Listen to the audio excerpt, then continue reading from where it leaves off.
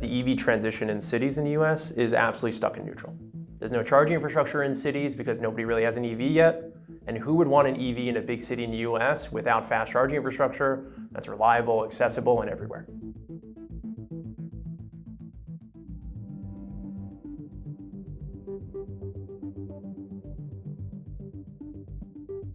We physically cannot do what rideshare in the past did.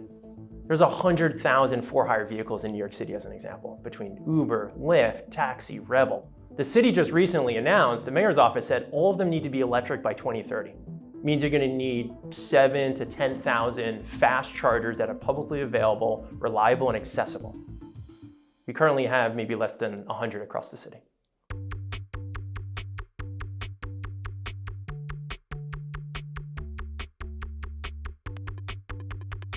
We are going out before anybody else and building that dense network of fast charging infrastructure that is reliable, that is accessible. And then we're supporting that network of fast charging infrastructure with 4 revenue streams. That is our all-electrical employee rideshare service that started with 50 cars in New York and is approaching 750 Teslas by the end of this year. Supporting that through public EV adoption of EVs as they charge at our stations. Supporting that through third-party fleets, folks like car rental companies, folks like government fleets as they transition. Those fleets are gonna need places to charge. And then that 4th revenue stream, we consider that grid services. Think of that as feeding energy back into the grid, for instance, for a profit. So that is our business. We are scaling that in New York City right now, and we're bringing that model to the Bay Area in the second half of this year.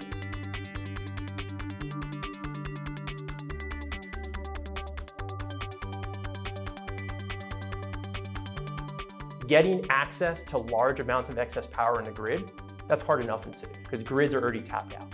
But then you layer in the other problems like zoning. Can you even put fast charging in certain areas of certain cities? And then you factor in things like, is there just physical space and real estate available for 20, 30, 50 fast chargers in the right location of a city? The locations where all of this lines up, very few and far in between in the cities that we're targeting. So a first mover like us, building this before anybody else, clear advantage. We've already locked up all the best sites. Government didn't build every gas station, so we can't build every electric charging station. We need a partnership, and you are providing that partnership. We are working day in and day out with folks like the mayor's office, with folks like Con Edison, with folks like PG&E. If you're not working with them, it's going to be very hard to do what we're doing. We're all seeing the vision of 100% electrification, right? But we're going to have to work together to get there.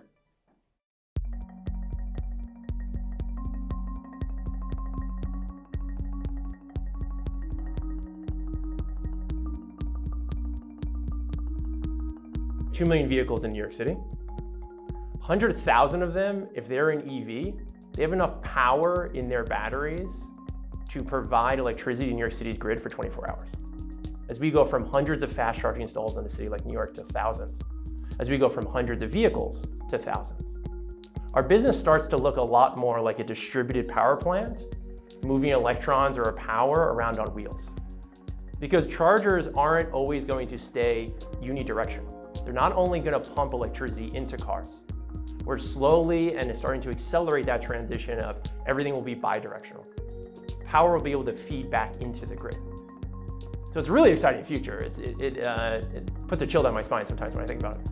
Why does it matter to transition all transportation in a city like New York to electric? I took a Revel moped to the office here today. A pickup truck passed by me with some sort of carburetor problem or something and was literally just spewing black smoke down Bedford Avenue in Brooklyn the whole way here. I literally had to close my mouth and not breathe for about 20 seconds. That's why. We all want to breathe in cities. We all want to live in cities. We all want cities to be cleaner.